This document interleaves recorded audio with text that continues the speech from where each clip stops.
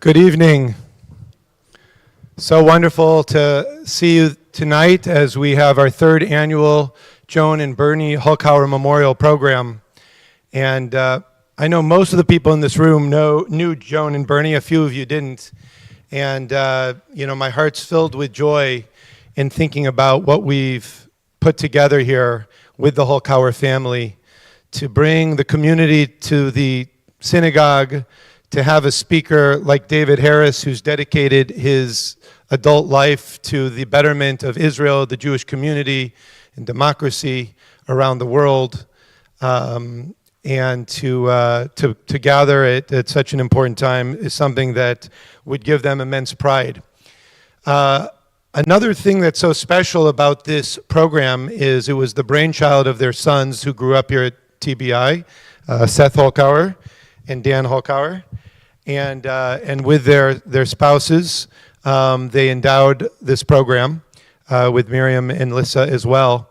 And what it's done is it's really kept a really close connection with Dan and Seth and their families and TBI. I know we would still have a connection anyway, but this really continues the connection in a really profound and beautiful way. And I know that would make your parents happy, and it makes me very happy to have you in my lives and to get to connect with you. So thank you for all that you've done to make this beautiful program happen. Many of you know about the AJC, the American Jewish Committee. Some of you don't, so you'll learn a little bit more about it. I do want to acknowledge Arnie Herz, who's here with his wife Suzanne. Arnie is a Port Washington resident. And he served as the president of the Long Island chapter of the AJC for several years with great distinction, really doing incredibly important work in that role. And so thank you for that. We also have Jim and Sandra Neuwirth with us. And Jim is now the current president of AJC Long Island, and big shoes to fill, but doing a great job, and you bring so much to that role as well. So another Port Washington resident. So there's something about Port Washington and AJC. Which I like. We also have some members at TBI who are on the board of the Long Island AJC. We have John Teager, who's on the board and with us. I don't know if Dan Kamensky is here this evening. Okay, Dan Kamensky is also a board member, as is Jonathan Sutovsky. So it's nice that we have this connection on so many levels. In thinking about Joan and Bernie, I was thinking about this period of time we're in. First of all, one of the reasons, and I don't know if Seth will mention this, one of the reasons we try to have this program in May, it can be May or June, is that both Joan and Bernie's Yortzites fall right around this time. It was just Joan's Yortzite and Bernie's is coming up. But it also, this year, happens to be the period of the Omer, counting between Passover and Shavuot. Passover, of course, is the holiday of freedom. Shavuot is the holiday in which we celebrate the giving of the Torah. And our sages ask, why was the Torah given to the Israelites at the moment it was actually given? It could have been given, they'd already been out of Egypt for a little while, traveling in the desert. Why was it that exact moment? And one of the answers that's given is, in the Torah it says, Vayichan sham b'nei Yisrael neged ahar, and the children of Israel encamped there next to the mountain, next to Mount Sinai. So geographically they were in the right place, but much more important, emotionally, psychologically, spiritually, they were in the right place, because the word Vayichan, and they encamped, is in the singular. And our sages say that there was a unity in the people, that God then said there's peace and unity among the people. Now's the time to give them the Torah. That, of course, is such an important message always for the Jewish community, never more important than today. We've had incredible unity since October 7th in Israel and with Jews around the world. Not total unity, but very, very strong unity. And it's really important that we do everything in our power to continue to stay unified. Doesn't mean we're going to agree on everything, but that we understand what's at stake and we understand our commonalities. Very proud to be a rabbi here in Port Washington. All of the synagogues in Chabad have worked very closely together, and we plan to continue to work closely together. A Hasidic interpretation of this Vayichan Sham, and they encamped there, it says Vayichan is similar to the word chen, which means grace or loving kindness. and that God saw that there was a loving kindness, a spirit of loving kindness that permeated the camp in a different way than before. And God said, now it's the time to give them the Torah. I think that's the ultimate key for success as a community, to make people feel counted, to make people feel that there's something important and valuable in community. It's when we can all behave with one another with chen, with grace, with loving kindness. And when we do that, we lift each other's souls up and impact people in really profound ways. Thank God TBI is a place where we do that. And Joan and Bernie Holkauer embodied that and were leaders and role models in that. And I pray that their memory is always for a beautiful blessing. Without further ado, it's my great pleasure to call forward Seth Holkauer, who will introduce our speaker.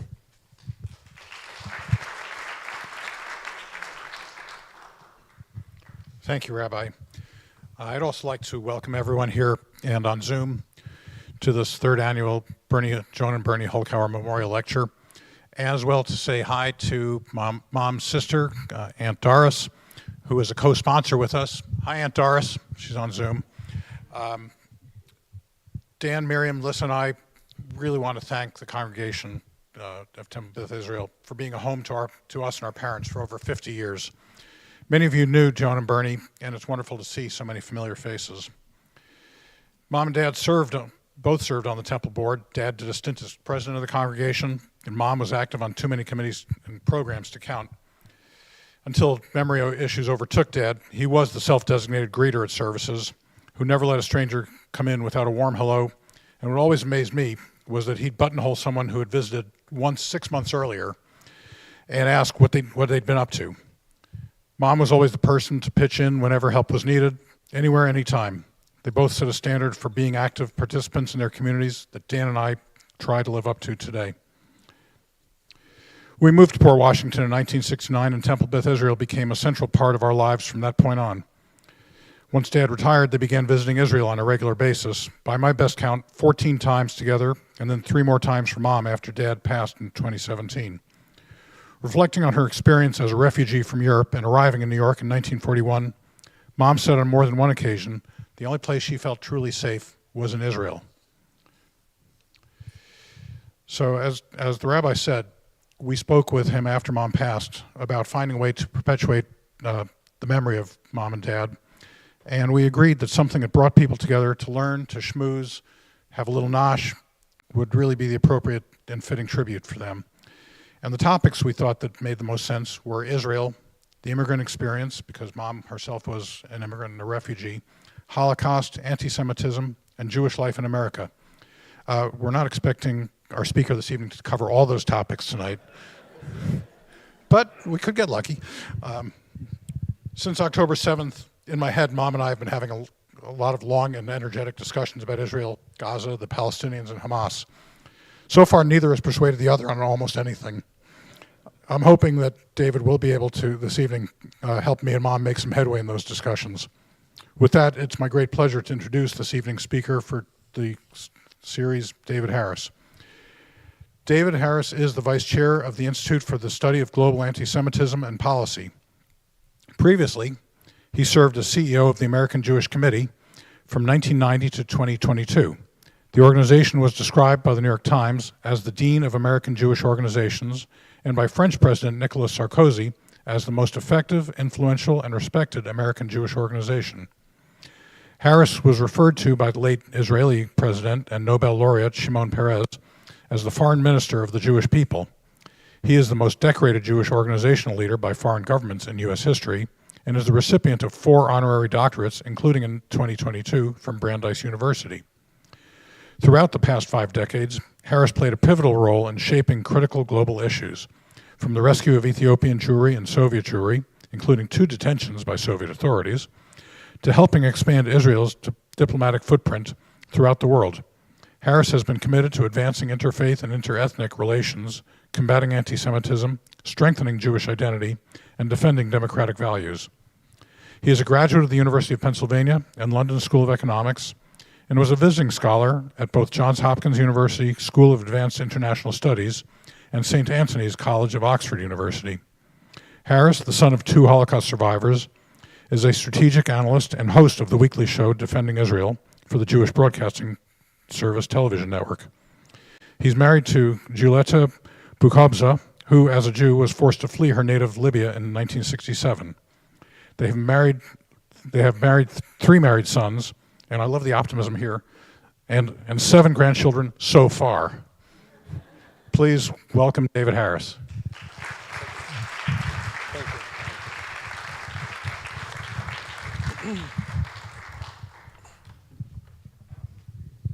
We don't want any obstructed views. I'd just also like to say a word to our guest. David, first of all, thank you for being here. It's a great honor for us to have you. In the Torah, in Genesis, when Jacob is running away from his brother Esav for some deeds that maybe he should or shouldn't have done, although his mom encouraged him to do, taking a blessing that was for his brother Esau, the Torah says, Vayetze Yaakov mi Beersheva vayelech Harana, which means, and Jacob left Beersheva and he headed towards Haran. And the sages ask, why does the Torah say this? We know that the whole story in the previous section just took place in Beersheva. And the answer is, when a good person leaves a place, the place is impacted. It's sort of, its spiritual level goes down. And that the reverse is true as well. When a good person enters a place, he lifts up the place. So thank you by being here tonight and lifting up our community by your presence. I want to also thank you for something that was profound in my life that you were very involved in, and that is that I was lucky as an almost 17-year-old to get on an airplane with my assistant rabbi and a whole bunch of others in December 1987 and attend the enormous rally for Soviet Jews when Mikhail Gorbachev was in town. And according to my research, you played a very key role in planning that rally, if what I read is correct. It had a profound impact on me, and since then I have always tried to show up at rallies. I was very proud with a whole group of rabbis here in Port Washington. We took a bus down to the rally this past November, and and I've been thankful both for good and bad to many, many rallies, but that particular rally, was just so powerful. So thank you for the central role you played in putting that together. As I mentioned, I know that there are people here that know the AJC. They're involved in the AJC, American Jewish Committee. We have some members that don't know about it as well. I've heard it's been described as the Jewish State Department, and that you had the role then of like Secretary of State for the Jewish people. But can you say just however much you want to say about the AJC, what it is, and what the organization tries to do day in and day out? Well, first of all, good evening, Temple Beth Israel, and thank you, Rabbi. And Well, can people hear or no? Okay, we can turn your volume up. I think you're on. I think you're on. You're on. I'm going to turn it up. Jack, okay. good evening.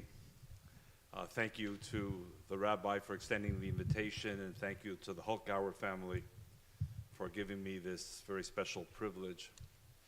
And at some point, I'd like to learn more about your mother's journey, because my mother also arrived in the United States in 1941, just on the eve of Pearl Harbor. It was quite unusual to be able to enter the United States at that time. So perhaps there are some shared histories here. The other thing I need to say before we plunge into the conversation, which is, by the way, the Rabbi will attest, completely unscripted. I tried to. Oh, I'm loud. We should switch mics. Let's switch mics. I want people to hear you. I tried to send David the questions. He wouldn't take them. Right. When the Rabbi told the story about the children of Israel in camping, maybe you had that thought as well, but this was the first positive reference to an encampment that I have heard since October the 7th, so thank you, Rabbi, for restoring the true meaning of the word.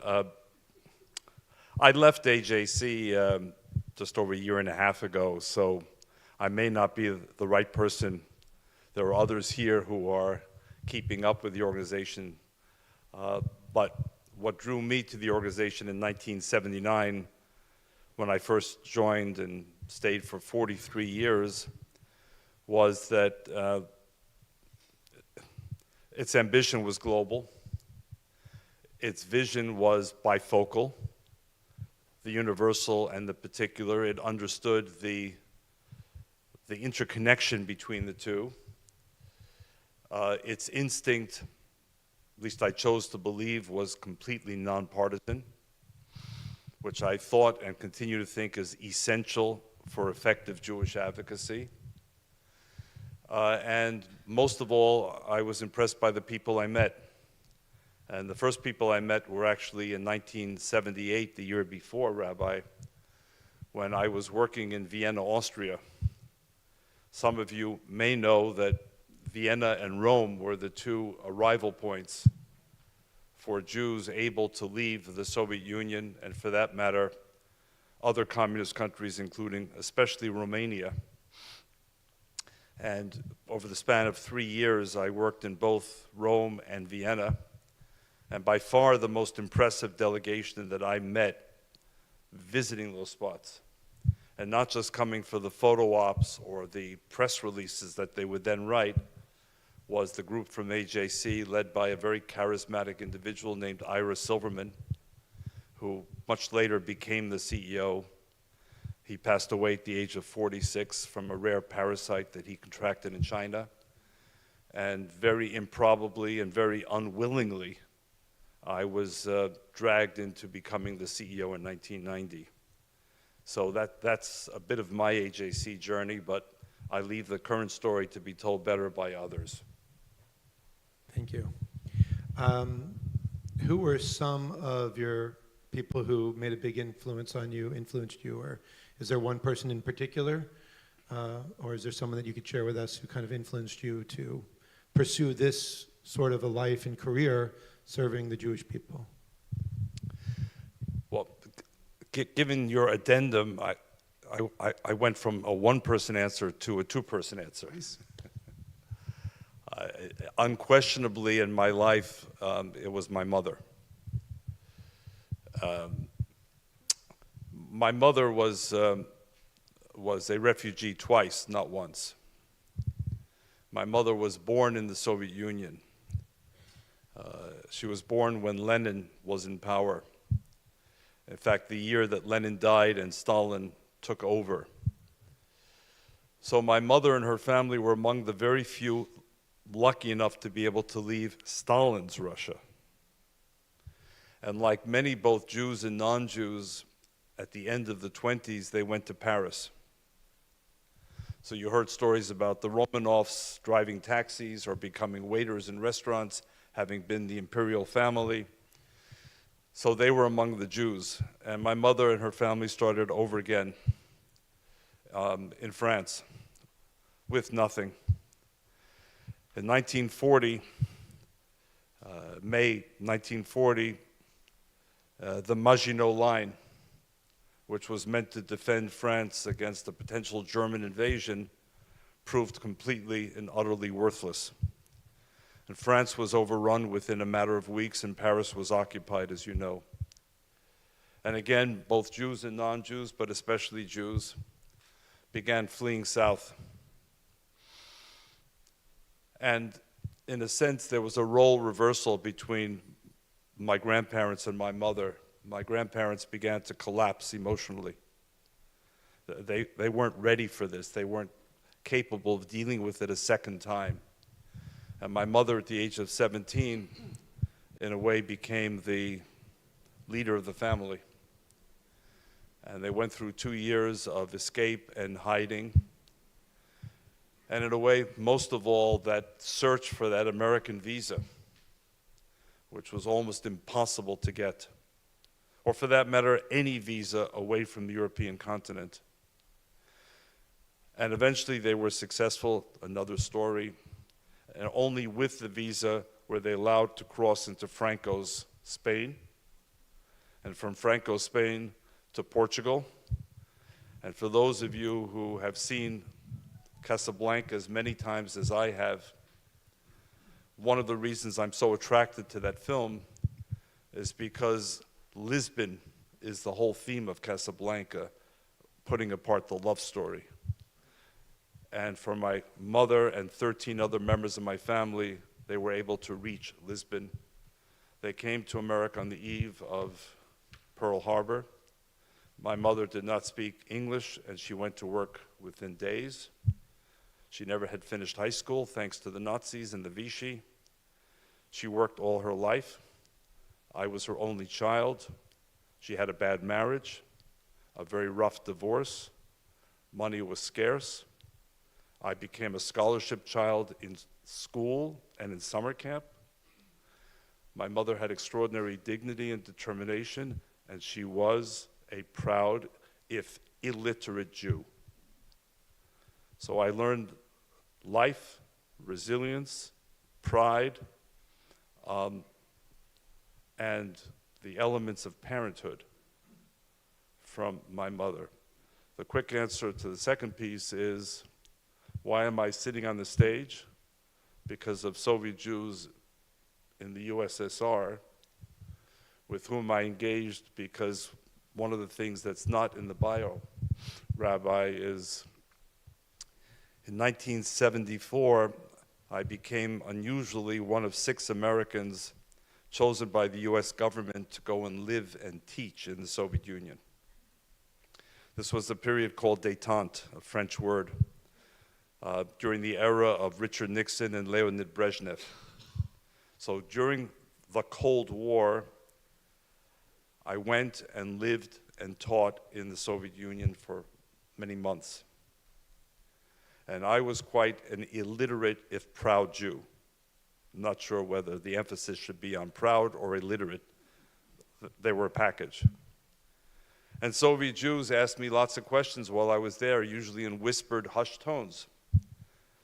I didn't know most of the answers. Pre-Google. I was arrested, I was detained, I was kicked out. It led me to the Jewish world because I felt I had become a human tape recorder. I had heard the stories. I couldn't write them down because our room was searched every day by the KGB, every day. And it led me to Rome. And in Rome, I began to meet the Soviet Jews lucky enough to get out, who asked me the questions in less whispered tones. And I was embarrassed that I didn't know the answers. So I asked my mother, again in the story, please send me books. And she sent me books. And I remember she told me she went to the bookstore on Broadway. We lived on the West Side. And she asked for some basic books on Judaism. And the bookseller had some, I guess, heavy books. And she said, don't you have any lighter books? I have to mail them to Italy. And he said to her, Madam, we are a bookshop, not a butcher. So I read the books. And I was persuaded that I was the heir and custodian of something very special. It took me a while to figure it out. Rabbi explains why I'm here. Thank you. Thank you for sharing that extraordinary story and the beautiful story about your mother. May her memory always be for a beautiful blessing. I want to jump into something that I think took time when you were CEO of AJC, and that AJC, a lot of groups claim credit for this, but I believe AJC really played a very, very important role in the background in laying the foundation, and that's the Abraham Accords. Can you just tell us a little bit about your role, the AJC's role in that coming together? And I mean, it seems to be holding strong right now with everything going on. If you have any thoughts about Sure. the Abraham Accords vis-a-vis Israel today with what's going on. Well, the good news is I think the rabbi is correct. One of the less told stories since October 7th is what has happened to, I'll call it the 3+1 Abraham Accords countries, because we cannot confidently put Sudan in the same category as the UAE, Bahrain, and Morocco. But they've held through thick and thin, and boy, was this a test of the Abraham Accords these last 222 days. So I think that's the good news, the very good news. The background, In 1991, some of you will remember, after the first Gulf War, which was led on the Ally side by President George H.W. Bush, who assembled this rather extraordinary coalition, including Syria and Israel. But he asked Israel to take a very quiet back seat. But after the success, by the fall of 1991, the U.S. convened what became known as the Madrid Peace Conference. And at Madrid, for the first time, at least in semi-public, you had both Israel and Arab countries. You had, of course, the United States, leading European countries. Japan was there. They all wanted to play a role in building a new architecture. I had been CEO for maybe a year, and I asked one of my AJC colleagues to go to Madrid and represent us and look for opportunities. And that's what began, Rabbi, the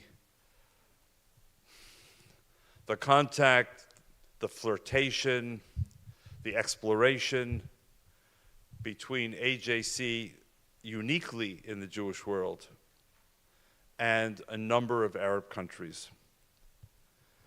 And much of it was quiet. For example, I suspect many of you do not know, by now Arnie Herz may know, we were the first group ever to visit, Jewish group ever to visit Kuwait. We visited Saudi Arabia as early as 1993. There's no trace of that visit anywhere. I can now talk about it. We were in Mauritania, in Yemen, in Oman, in Qatar, in Bahrain, in the UAE. I'm talking not about today when you have 100 flights a week going to the UAE. I'm talking about a time when you had no flights, no public discussion. But these Arab countries, I think, were kind of curious about us. They couldn't quite pigeonhole us. You know, what exactly was an NGO in the Jewish world? Are you there to proselytize? I mean, to market Judaism? No. Do you work for the American government? No. But you must work for the Israeli government and probably the Mossad? No.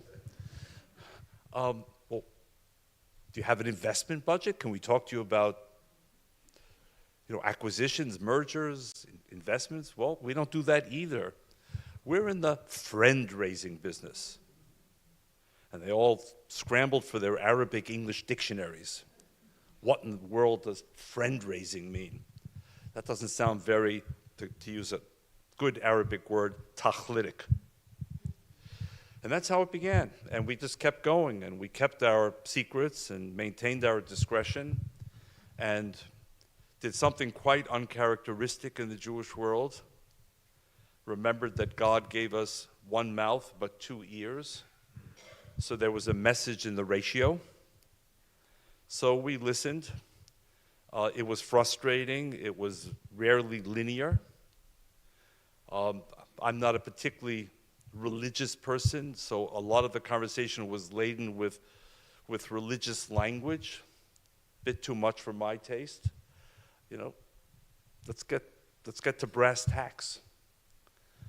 But yes, over time, it worked, and it helped. And I take absolutely nothing away, nothing whatsoever, Rabbi, from the leaders of the 4 Arab countries, from the Prime Minister of Israel, and yes, from the Trump administration. And it has to be said, so let's plunge into it, Rabbi, because it's always going to be the elephant in every room. And I'm going to try to be your nonpartisan navigator, which itself is a very risky business, especially these days. But I will tell you that John Kerry, as Secretary of State, in December of 2016, sat on a stage like this but at the Brookings Institution. And he interviewed himself, and he asked the question for the audience: can there be any separate deals between Israel and Arab countries without a deal first with the Palestinians? Did you see that video? It sounds familiar. Any of you see it? This gentleman over here. And what was his answer to himself? How many times did he say no? 4. No, no, no, and no for emphasis. And along comes, in his mind, the Inspector Clouseau of politics and diplomacy, the Trump administration. And within less than 4 years, they pull off 4 yeses to his 4 nos. So let's give credit where credit is due. They saw it because they reversed the paradigm. No, all roads do not lead through Ramallah, and the PLO and the PA should not have the veto power on how Arabs act. And there's the story, ladies and gentlemen, of what happened. And it's not over yet. And the Biden administration, I know, would love nothing more, especially before November, than to deliver a Saudi deal. Whether it happens, I can't tell you, but I've been to Saudi Arabia since 1993, and I am convinced that the Crown Prince, MBS, as he's known, very, very much wants the deal. The question is in the timing, and of course, in the details, not of Israel, but of Washington. Thank you for sharing that story. It is important to report stories as they happen. And I'm sorry and these are not short stories. No, it's okay. It's okay. Ask me some yes and no questions. No, please. it's going to get harder rather than easier, okay. unfortunately, because I do know that I wanted you to come, and everyone came here tonight. First of all, everything you've said is very important, but of course, we're all in each of our own way wrestling with, struggling with the Middle East, with Israel, with Hamas, their barbarity, the failure of the Israeli government to protect the communities right on the border, the conception they had, which in their own minds they never thought Hamas would do such a thing, and just kind of left this open to them, and they did it, and it's been horrific. I don't really have a specific question, but I just want to kind of put something out there and see if there's something you want to share with us. So we think about Israel, the state of Israel and the Israelis. After the attack, there was incredible unity, incredible acts of, and it's still going on, of volunteerism and of helping each other, supporting each other, and that's still going on. But some of the unity is starting to kind of crumble. Not all. I mean, the country still has a lot of shared goals. But there's more disunity. Of course, there's the huge debate about, can they make a deal? I don't even know if they could make a deal, for the captives versus going into Rafah, which seems now might be in progress. Do you have some thoughts or insights on where Israel is at and where they may be going? 1 or 2. Or 3, please. How much time do we have? I want to be sure that the audience whose job it is to listen does not finish this job before my job, which is to speak. I have several thoughts, but let me leapfrog from some of the more obvious thoughts to what I think is most important, if I may, Rabbi, for audiences like this. Because in a way, since October the 7th, I've set for myself essentially one goal in the speaking engagements and the interviews and whatever else, and that is I'm less interested in analyzing and I'm more interested in mobilizing. We can spend the rest of the evening, I'm not suggesting that we will, trying to understand why the conceptia, which is the Hebrew version of conception, was so off base, and what went wrong, and who's responsible, and what price will be paid at what time by those responsible. And we can then second guess, if we wish, as sort of military armchair observers, Israel's actions since October the 7th. And those are all fair issues. But I think for us today, they're the wrong issues, if I may be presumptuous enough to say it. And here's why. Because I believe since October the 7th, and I've said it since October the 7th, there are three battlefronts facing the Jewish people.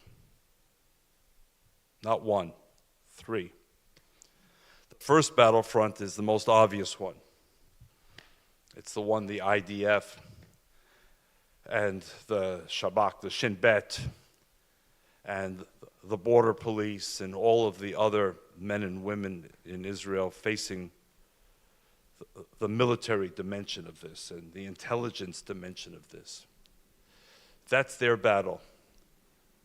My job is to root for them, I believe, to make sure through organizations like Friends of the Israel Defense Forces that they have as much support as they need, and that they have the space and the time to do what they feel is necessary in response to the genocidal, sadistic barbarism of October the 7th.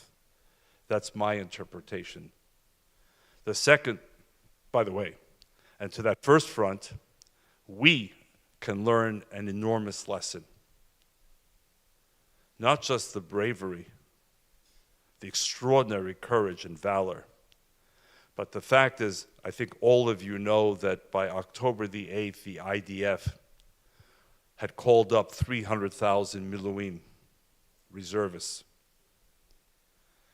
And you know where I'm going, because within days, 350,000 Israelis from as far away as Goa and Bolivia and Peru, wherever they were already boarding planes, knowing that in boarding those planes they could be facing death on the other side. And I would ask us as Americans, would we have 120% response to a call-up to defend this country today? How many European countries, or Canada or Australia? We have a hell of a lot to learn today from what we've witnessed in Israel, I believe.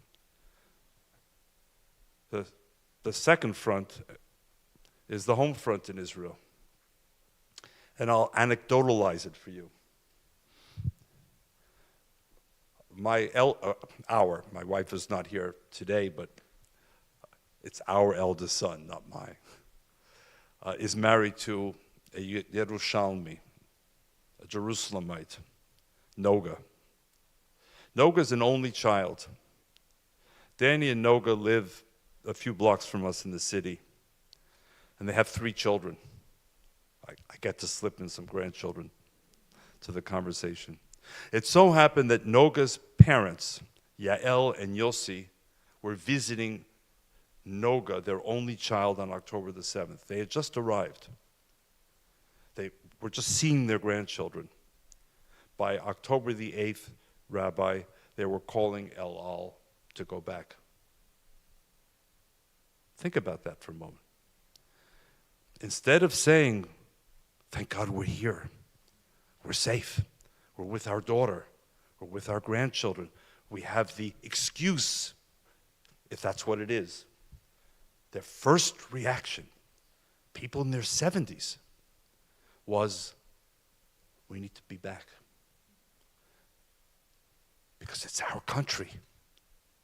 And because we need to share in the anguish, and we need to share in the unity, and we need to share in the response. And what were they going to do? As they said to us before they left, because it took El Al 10 days to find 2 seats, because the Miluim, the reservists, were the priority. United and Delta had canceled their flights, so there weren't many ways to get to Israel.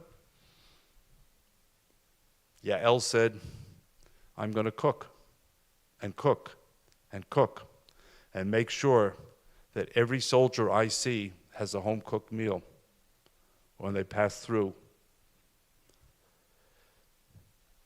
And they both said, and any soldier that finds herself or himself in Jerusalem without a place to sleep, perhaps going from one assignment to another, will find a place to sleep in our house, and we will be there as if they were our own children. The home front, which Hamas attacked, the kibbutzim, the moshavim, the music festivals, the families, they could board planes. They could stay in New York, come to New York, go to Berlin, which is very fashionable these days. They're staying put. And that brings me to the third front, which I said from October the 8th, and I repeat here tonight in Port Washington. The third front is the American front. That's why, Rabbi, I don't want to talk about the conceptia, but I want to talk about us, because if we don't mobilize, ladies and gentlemen, we're beginning to lose our grip on some dimensions and aspects of this country which we too complacently took for granted for too long. And before our eyes, we're seeing a battle royale in the political space. We're seeing a battle royale on campuses, in labor unions, in so-called civil rights and human rights organizations. Forgive me, I'll be blunt. I'm liberated. Where are our presumed allies that so many of us worked for so many years in the inter-ethnic, inter-religious, and interfaith vineyards? Where have they been since October the 7th? Where are they? We take great pride, many of us, old enough to have gone through some of the great battles, the civil rights battles, the social justice battles, the immigration reform battles, the pluralism battles, the anti-xenophobia battles.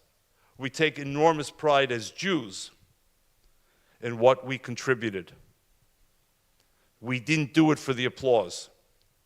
We did it because we believed it was the right thing to do and consistent with our own ethical GPS. But we're also not fools. We're not village idiots. We count on people to be friends to us in our hour of need as we have been friends to them. So we've had some wake-up calls since October the 7th, right here. And my point, Rabbi, is we can spend days second-guessing the Israeli prime minister of the day, the IDF, the conceptia, the system. All of that will happen because we know from the past that Israel, at the right time, will create the commission as it did after Lebanon and elsewhere. We know that. And the system will be accountable at some point. But it's too easy for us to slip into that conversation and avoid this conversation because, folks, we've got big challenges. Our holiday from history is over. And you're at the crux of the issue. This is the crux of the issue. This is why we're here. So what do you know? What have you seen, like in terms of mobilizing, in terms of how do we fight the fight? What are you doing, or what are you seeing people who are doing stuff that are effective? What's your prescription for the Jewish community? Again, I need hours. Give us the footnotes, or the cliff notes, excuse me. And I need hours, and you need a wonderful German word, Sitzfleisch. Who knows the word? Who can translate it? A lot of padding here. Rabbi, I'll try and sort of list things, but please come back at me with more. Yeah. You, Rabbi, the audience at the appropriate time. Number one, throw out the October 6th playbook. That's my plea to Jewish organizations, to synagogues, to community groups. The October 6th playbook may have worked in part. It's completely irrelevant to what we're facing today. So number one, I think we need a new playbook. Number two, connected with the playbook, we have to understand that we are in a war. It's not the war as we know it with fatigues and weapons, but let's be clear about the stakes involved. Let me simplify it. Israel, and a number of us were part of it, has vastly expanded its diplomatic footprint over the years. 1992, Israel barely had correct relations with India. Fast forward 30 years, the relationship is off the charts in so many ways, including military, defense, and intelligence.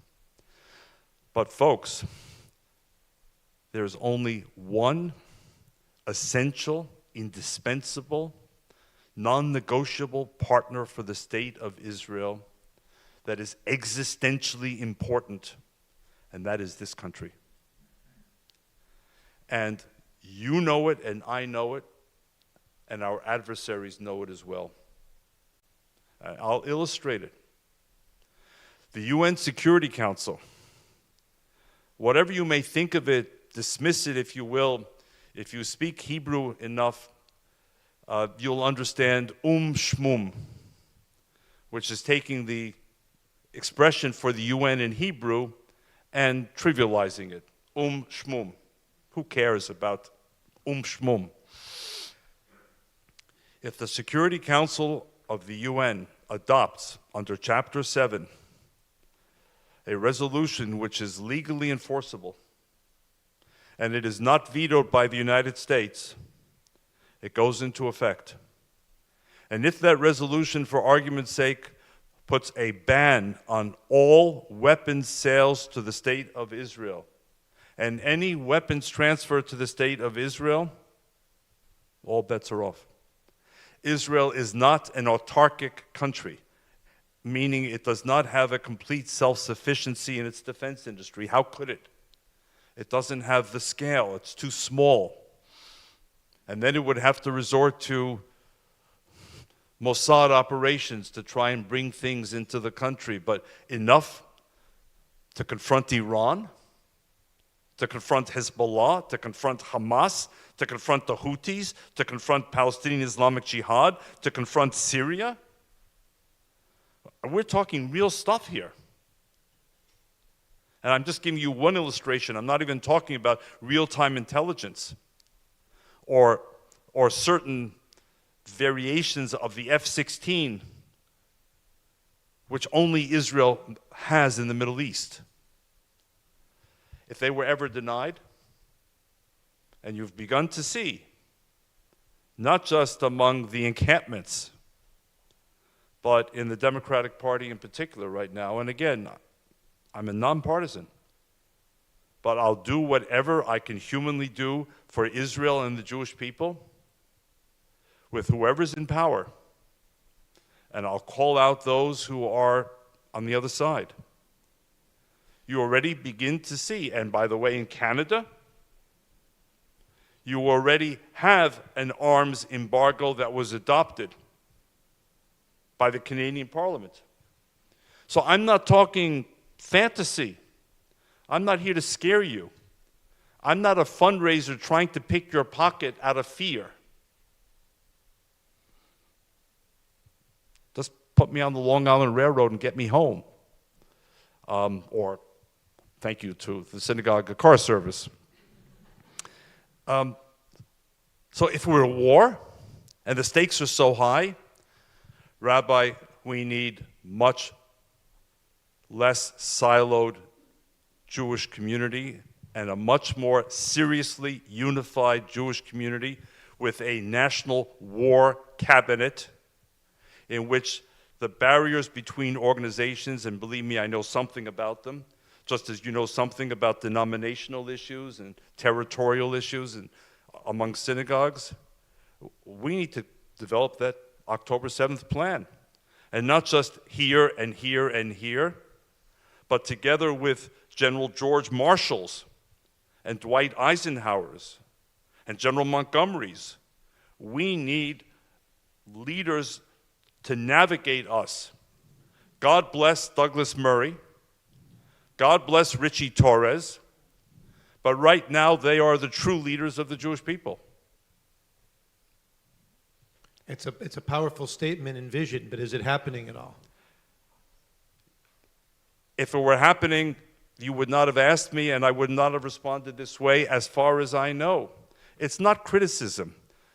It's not criticism. It's a cri de coeur. It's a belief that we've entered into a new phase. And some are still, I think, blinded like the deer in the headlights. Rooting for Israel is wonderful. Tweeting that Israel's a democracy is wonderful. But we're being killed on social media.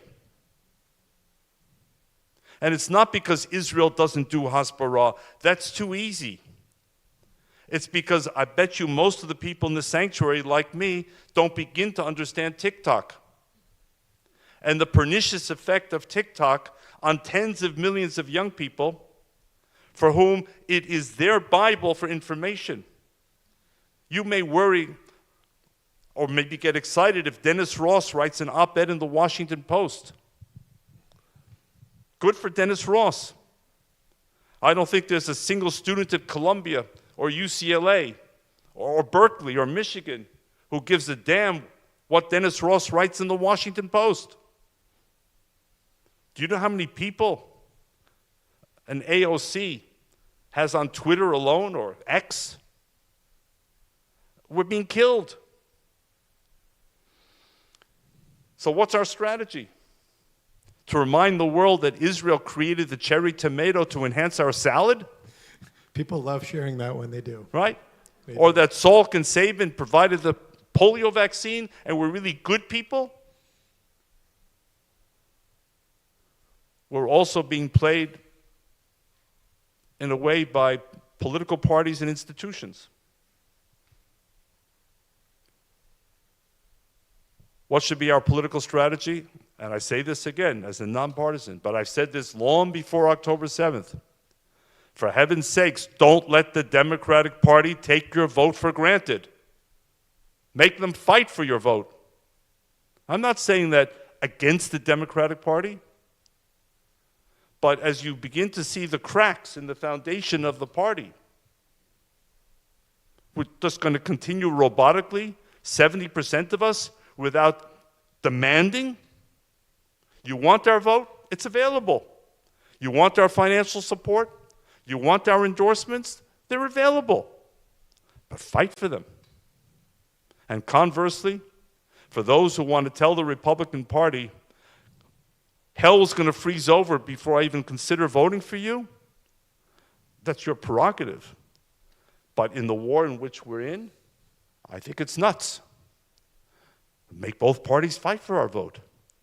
Make both parties believe that our vote is available. And tell them what the price is. We want shoulder-to-shoulder support for the U.S.-Israel relationship. We want no weapons held back. We want full support in the United Nations. We want no more abstentions. Oh, and by the way, we want not just a national strategy on anti-Semitism, but we want a full-court press to implement. And by the way, while we're discussing this, I have to tell you, and I hope there's no press here. If there is, I'm already in trouble. Fine, it's okay. Our opponents, way ahead of us in some respects.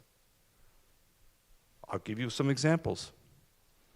And the French have this wonderful expression, mon chapeau. You may know it, my hat. I take my hat off to you. I tip my hat to you. I do it very reluctantly, believe me. They have managed to persuade the White House, it seems, that the election revolves around Dearborn, Michigan. Brilliant, really. I think it's complete and utter CRAP, but it's brilliant. Why aren't we doing something like that? They have managed to persuade self-described progressives that the most regressive, illiberal force on earth, Islamic extremism in the form of Muslim Brotherhood ideology, is a cause worth supporting. Brilliant. Brilliant. All those, forgive me, useful idiots on the Columbia campus in their encampment who practice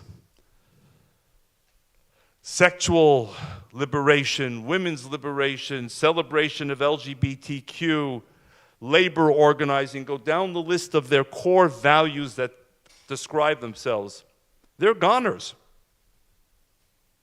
They're goners if the Hamasniks ever take power, whether at Columbia or elsewhere. They're goners. They're the first.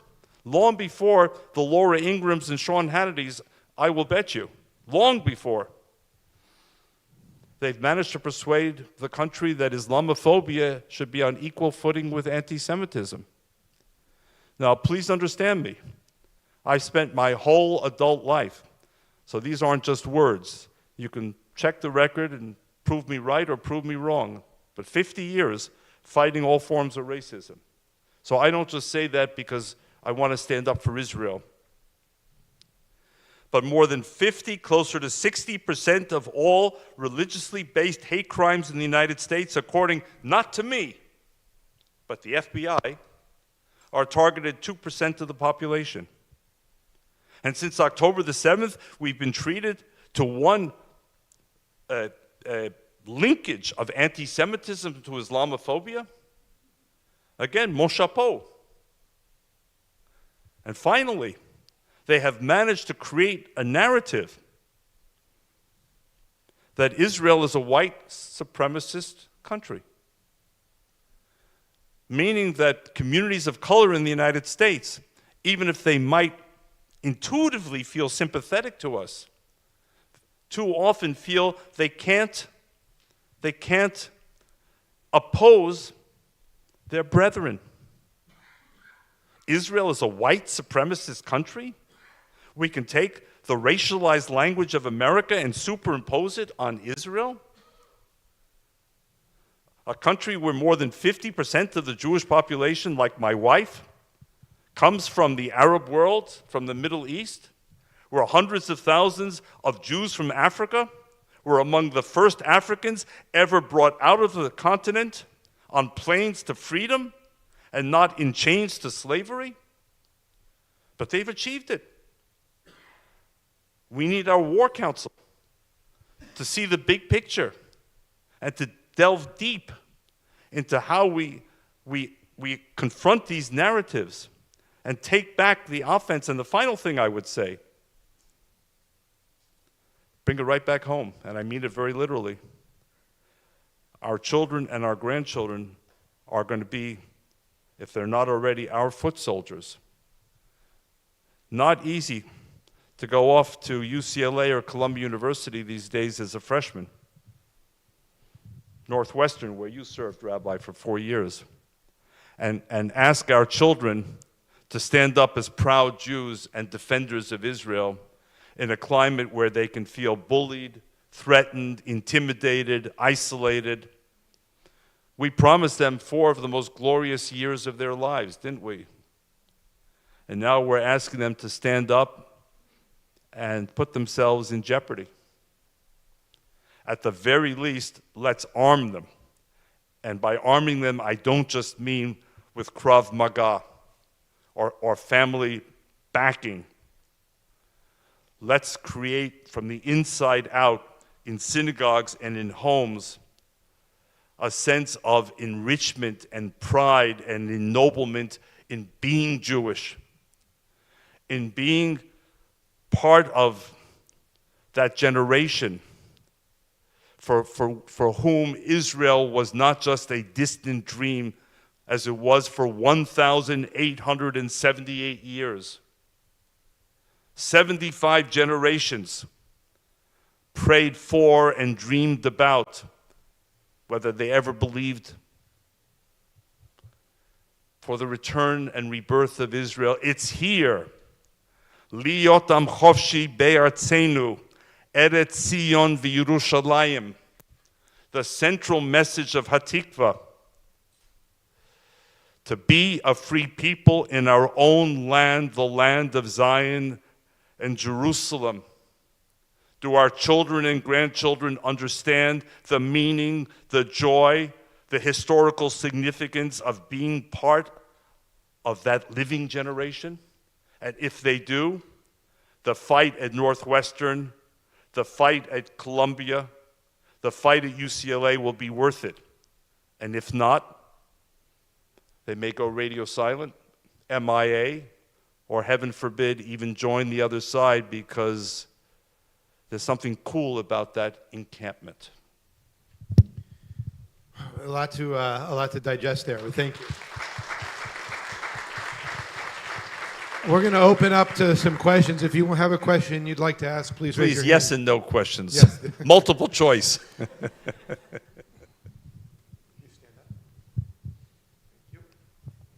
Hi.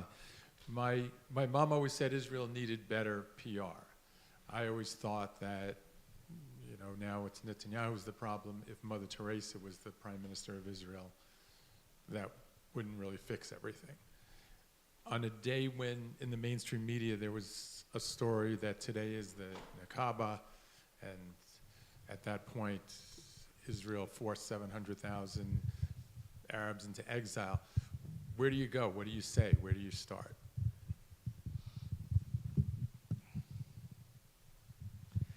I don't pretend to have the answers.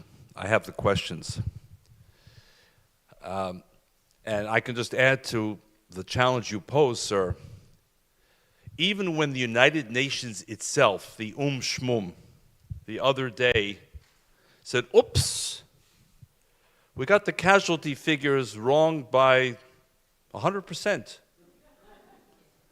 I would have thought that might be a story somewhere, no?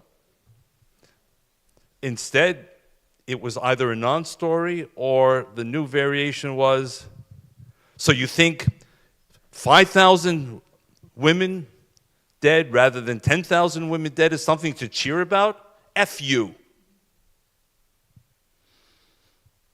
So I don't underestimate the challenges, believe me. And I'm not, I can barely figure out email. So I'm the last person to go into the algorithmic backspace of technology. But I can tell you, if it were me, I would be knocking on the door of, quietly, of Facebook, of Google, of Oracle, of Palantir, where parenthetically my youngest son works. Why do I mention these companies? Because they're the most advanced technology companies in the world, number one, and they were all founded by Jews. I wouldn't just be looking at my own staff. My own staff was great for October 6th. October 7th changed everything. There is a war going on, and we're losing the war on social media. So my biggest mistake would be to pretend that I know or we know within the four walls of our own space, our own organization, our own synagogue, our own community. But there are people out there. And I'll just say a very proud word. Within a few days of October 7th, Palantir Technologies, took out a full-page ad in the New York Times. It had 4 words, not 400, which Jewish organizations like to fill, because it's always a product of negotiation. 4 words. Palantir stands with Israel. Okay? By December, Palantir, and I will say this very proudly, and my son was the lead negotiator as the executive vice president, had signed a defense contract with the Ministry of Defense of Israel to provide real-time assistance during the war. And if you look up through the New York Times, According to the New York Times, it was Palantir Technology that told the US government where Osama bin Laden was. So I'm talking really serious stuff.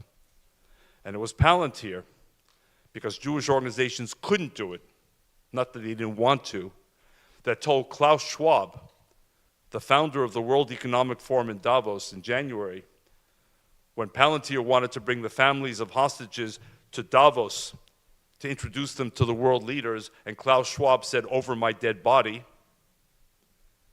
And Palantir said, in that case, "Over your dead body," and brought them.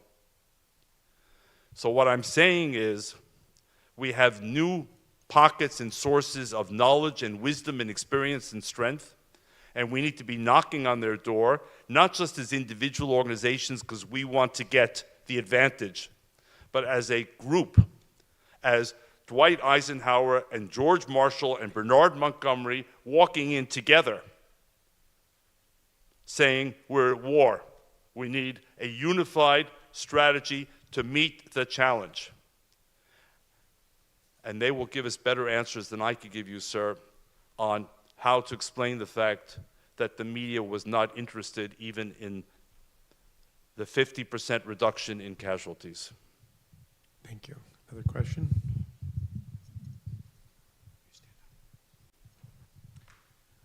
I appreciate your narrative, especially about TikTok and other social media, but I wonder about something. So do I. And the thing I wonder about is, these are very powerful tools, but if you look at what has happened on college campuses, just having 3 kids who are that age and studied very hard at that point, these are not the most susceptible people to TikTok and Instagram and all of these things. These are bright kids. There's another influence on these kids. And if you go to the root of what this war council should be about, it's our educational system, because the professors there are cheerleading this. And they're not just sheep following along. They're listening and studying and becoming a part of a world of identity politics where it's oppressor versus oppressed. And if you are looked at in that group of oppressed, you're right. And if you are looked at as part of the group of oppressor, you are wrong, black and white. There's no nuance, there's no history taught, there's no nothing. So I put it on social media to maybe influence it and magnify it. But the causes, the root causes, are much deeper than that in our educational system and what we've allowed to happen for way before October 7th. Thank you. Totally, 1,000%. I'm happy we got to that point.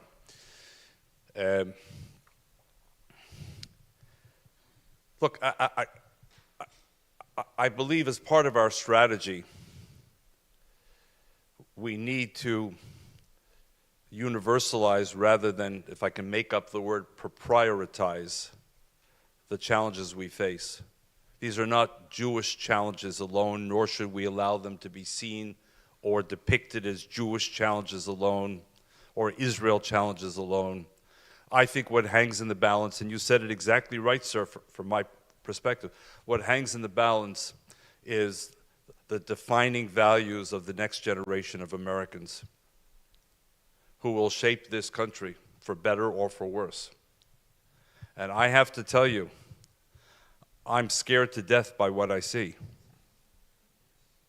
And I think many of us should be scared to death on several levels. Number one, not everywhere, but enough to warrant me saying the moral cowardice of the people in whom we invested leadership responsibility. The December 7th congressional hearing was the tip of the iceberg. And by the way, even if it were just those 3, which it wasn't, the fact that they were Harvard, MIT, and Penn should tell us a hell of a lot. Those are not just passing institutions. He went there to one of the 3, and I will with hesitation confess that I went to one of the three. So the moral cowardice, number one. Number two, the faculty that you address, especially, not only, but especially in the social sciences and humanities, and if I may be allowed to say it, in some of the pseudo-social sciences and humanities that have also been popping up. And we see several schools, but two in particular, one neo-Marxist and one Islamist, not Islamic, Islamist. And you've seen the celebrated tenure decisions at places like Columbia in Middle East Studies. There are consequences. And as you say, the faculty are at the heart of this because the average university president, I think, stays about 6 years before burnout or transition. The average student stays 4 years. It's the faculty that stay 40 years. And the third are the students themselves. And here, I would divide the students in the encampments, roughly into four typologies, four groups. Islamists, Marxists or neo-Marxists, anarchists, and naive do-gooders. The naive do-gooders are the putty, or as the Bolsheviks frequently said, the useful idiots. They think that they're there because of their anguish about women and children, all the stories that they've been told and fed. So I may disagree with them vehemently, but I distinguish them. But there are real instigators here, and that's coming out, isn't it? How many of the people who've been detained who are not from the campuses? And how about the even larger story about foreign money? And people ask me, why did I join ISCAP, the Institute for the Study of Global Anti-Semitism and Policy, after I retired? Because I thought they were onto something very real and very serious, which others had not uncovered. Qatar, a country of fewer than 350,000 citizens, is the largest single donor by far to American higher education today. And I ask you, why? Why? And I can only conclude one answer: the search for influence. Qatar is a country that has taken a spiritual oath to the Muslim Brotherhood. The Muslim Brotherhood stands for everything in opposition to American, Western democratic values. Under U.S. law, any foreign donation to an American university over $250,000 must be reported to Washington. Most are not. And again, you may think I'm sounding partisan. I'm not, believe me. But in 2019, the U.S. government launched a formal investigation about the money. And whereas ISCAP had found a couple of $1 billion, the U.S. government found multiples of that. In 2021, that investigation was ended. Why? Why was it ended? The Qatari influence, the foreign money, sir, combined with the outside agitators and instigators, the inside faculty celebrating October 7th to this day, the Islamist students, the anarchist students, the neo-Marxist students, the do-gooders, and too much even-handedness, institutional neutrality on the part of too many universities begins to get at the issue. But analysis only takes us so far. Where's the mobilization? Where's the outrage? There are 6 universities from America that are sitting in Doha, Qatar today, including one, Rabbi, with which you were affiliated for 4 years, though you were not Northwestern. though you were not the reason why. One of those 6, thanks to the exposure of ISCAP, Texas A&M announced that it's leaving Qatar. But only after it was exposed that there were 502 research projects between Texas A&M and Qatar, that 58 were suspected of dual use with potential national security implications for the United States, and that under the secret contract, which we found, all the intellectual property from all those projects belonged to Qatar and Qatar alone. The Board of Regents of Texas A&M voted 7-1 to shut it down. How much more is there? Where are our leaders? Well, right now, Bob Menendez, who's been a terrific friend of Israel and very, very courageous on Iran, I want to give a lot of credit, is accused of what? Of what? Bribery and From Egypt. Qatar and Egypt. Qatar. And dial back 2 years ago to the European Union, Brussels, Qatar Gate. The number of members of the European Parliament who were found to be taking wads of money from Qatar for purposes of buying influence. We need a full-scale mobilization in the Jewish community and from the Jewish community, because what we're talking about threatens not just Jews, obviously. There are people who are trying to shift the way young people think and the way some of our political leaders act. And that's not a Jewish proprietary issue. Where are we? Where is the outrage? Where is the urgency? Where is the anger? That's why I said at the outset, I didn't come to analyze. I came to mobilize. Thank you. My name is Odette Rosen, and I am born in Tunisia. I came here at the age of 15. We were refugees, and I was so happy to leave the Arabs away, leave them there. You sound just like my wife, whose last name you will recognize is I know Boukhobza. It's also Tunisian. Very That's why. My father is from Tripoli, actually. It's from Tripoli, see? Yeah. 1 degree of separation already. We just met. Right. And I was so excited to get out of that country. And even though I love my country, but America was the... So here I am. I'm living with them again. And they're around me again. I'm sorry? And I'm again here around Arabs. And they are here. And I'm saying to myself, how did we get to that point? How did we get here? And I only can trace it to 9/11. Right after 9/11, the Arabs started to say Islamophobia. Everybody wants to kill us. And what did Bush say? No worry, Islam is a good religion. Don't worry. You could be here, you'll be welcome.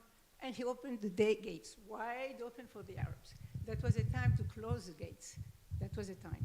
But we are so naive in this country, we don't realize what we are doing. Unfortunately, number one. Number two, the Jews are not united. They are not united. Are not united. There is no union. What else is new? Only Sephardic Jews, I feel, are united. Yeah, a question. Do I agree? My question is, the only way to do this is to be united. That's it. How do we do united? How? How do people, why would you vote for Obama, who is a Muslim? Why would Jews vote for Obama? Oh, yeah. It wasn't a Muslim. Okay. I'm not sure if there was really a question there, but there are issues of immigration. There's no question. There's issues of immigration. There's issues of how it impacts how it impacts society. Hello. So I was watching you and I thought, I know this man. And I was just watching the video that you were in. Was it Stop Anti-Semitism? Who posted the video about following the money in higher education? Was that you? And you spoke with, his name was Harris? Harris Rafiq. Yes. Yeah. He was awesome. And so if we can get that video, I think it would help a lot of people understand. But also I wanted to share that as I wasn't a crazy progressive, but I started losing friends when I started to realize I marched with you in this and I marched with you in that. And I wanted to share with you also that I would say to them, well, why aren't you on my side now? And they said, because you're not on the right side. You're on the genocide side. You're on the colonial side, the oppressor side. And so this dichotomy where we think we are marching with these people and we think that they are our friends, they aren't necessarily our friends. And so, because they see the issue, they don't see this as the same as marching together for gay rights and marching together for against the Muslim ban and marching. They don't see siding with Israel as being on the side of right. And so my question is, how, and we're not educating our children enough, Rabbi, I've had that conversation with you. My daughter can read from the Torah beautifully, but did she know about the history of the Middle East, the conflict? She's learning about that now in college from Hillel. But my question to you is, how do we get the narrative right? How do we stop the misinformation? How do we, because our children are going to be on social media and they are going to face this, and they need to be armed with the tools to combat this, and they're not right now. Okay. You want to say something? It won't surprise you, I do. Good. We want to hear.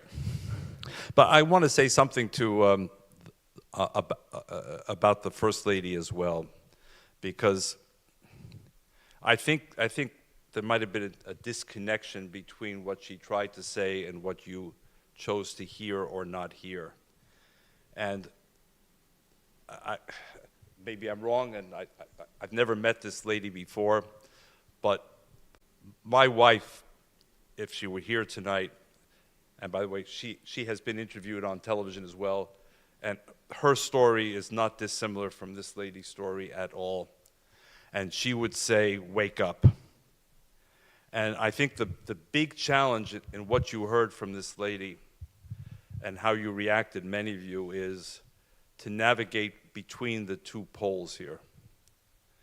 Because to pretend that there is no issue of acculturation and integration is a path of, I think, suicide. And all you have to do is look at countries like Britain today, where our youngest son lives. So we're there every 8 or 10 weeks. And to look at what has happened to Britain. To look, for example, at a member of parliament from the Conservative Party, Mike Freer, you can look him up, who actually resigned because of threats from Islamists, because of his support for the Jews in Israel. He resigned. I can offer you many examples of Jews living behind higher walls, of synagogues with ever more security, of schools, Jewish schools that have taken their names off the walls. Look at what happened in Sweden during Eurovision to the Israeli contestant who could not even leave her hotel for weeks because mobs were ready to kill her. So to pretend that all we're talking about is the newest version of the Statue of Liberty and Ellis Island, and it was once us and now it's others, and let's all get teary-eyed. I get it. I'm the first person in my entire family born in the United States, but that is naive in the extreme. On the other hand, suggesting that every Muslim is a potential terrorist or enemy is also completely inaccurate. So what I'm saying is we need people who are sure-footed enough to know how to navigate this discussion and not simply shout down the other side as if there is no element of truth. That's what I would say to this lady. If my wife were here, Suzanne and Arnie know my wife, she would say it in less diplomatic words than I did, but she would say after 16 and a half years living in Libya, Arabic was her first language. She would take this microphone from my hand and she would say, American Jews, wake up. And just because you go to Marrakesh and you go to Mamounia, or just because you go to the island of Jerba and you stay in a 5-star hotel, don't think you understand the Arab world. It goes way deeper than that. That's what my wife would say, and I think that's what this lady is saying. To the children on campus,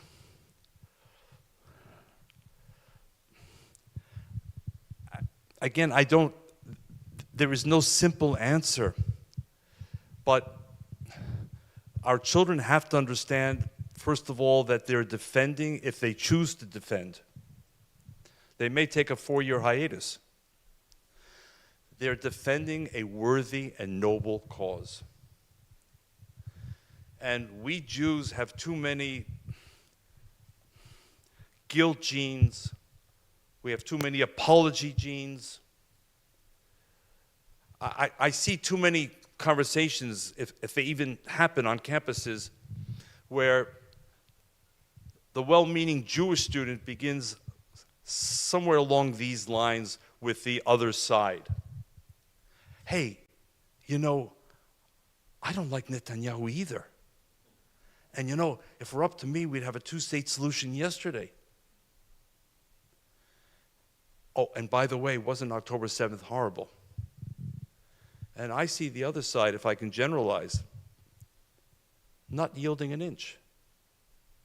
How many people have you seen on the other side in those encampments, pick your college, who start by saying, I condemn what happened on October 7th. I condemn rape. I condemn kidnapping of babies. I condemn the extraction of the fetus. I condemn the burning of families. But you know, I still believe the Palestinians have a just cause. Maybe you've heard it. I haven't. So we Jews instinctively give 20, 30 yards of the field up freely. Freely. I go back to Menachem Begin.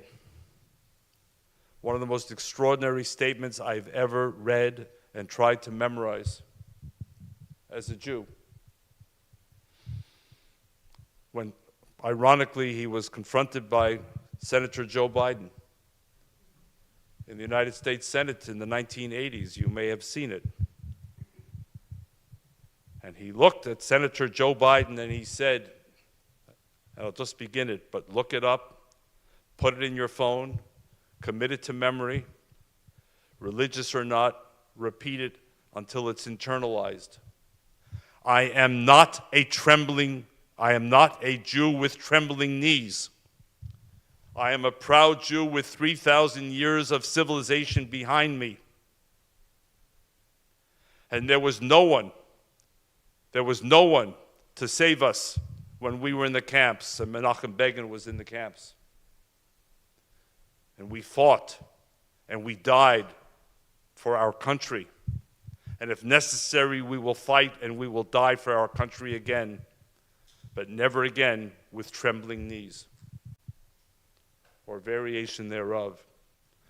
We American Jews, I believe, at this point should stop telling ourselves everything we're doing for Israel and start teaching ourselves what Israel can teach us about that condition called trembling knees,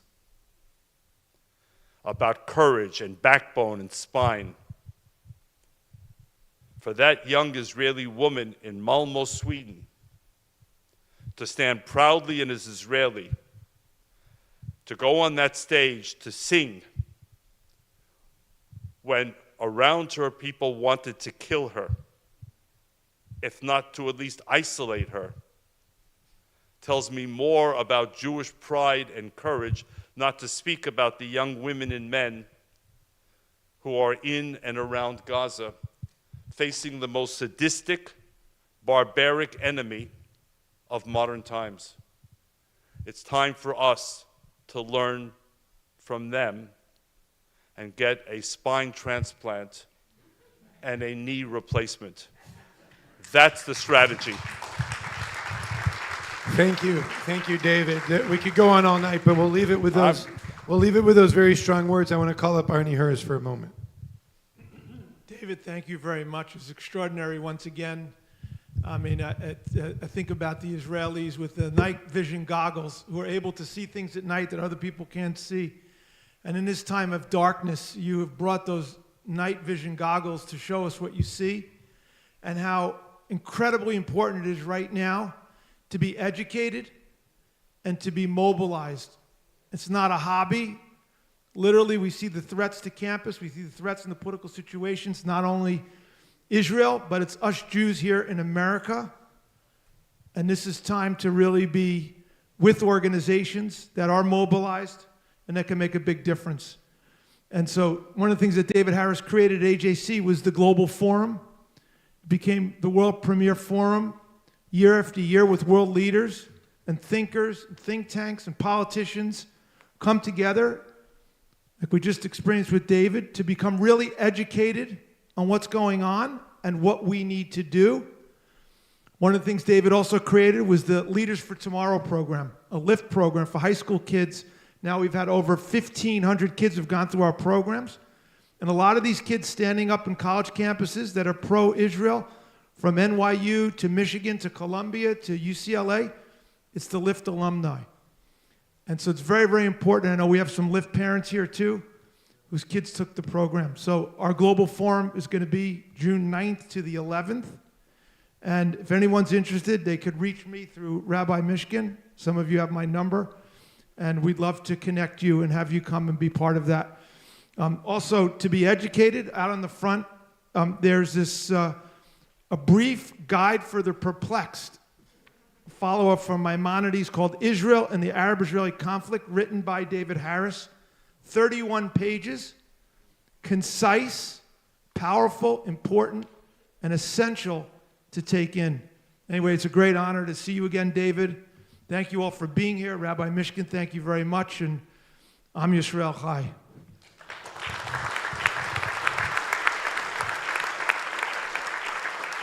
If you didn't pick up a booklet, we have them out in the lobby. You can take more than one. Those of you who have a very good knowledge of the Middle East, you'll still gain some insights, although you know a lot about what it says, but you'll gain some insights.